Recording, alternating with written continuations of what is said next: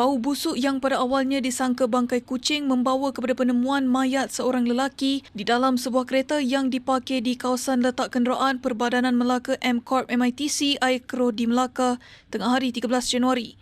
Saksi kejadian Khairul Ikhwan Abdul Syam 24 tahun berkata, dia bersama rakan ke kawasan parkir itu untuk makan tengah hari di sebuah restoran berhampiran sebelum terhidu bau busuk kira-kira 1.30 minit tengah hari.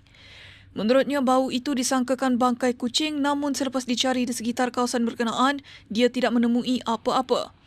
Katanya dia kemudian ternampak sebuah kereta Nissan Almera yang diparkir dalam keadaan tayar pancit di hadapan keretanya. Menurutnya, terdapat beberapa tin minuman keras, potong rokok serta beberapa keping gambar di dalam kereta berkenaan. Lepas tu nampak kereta tu, tayar depan dia belah kanan pancit. Lepas tu nak cari nota kan, tinggal kanan cakap tayar pancit.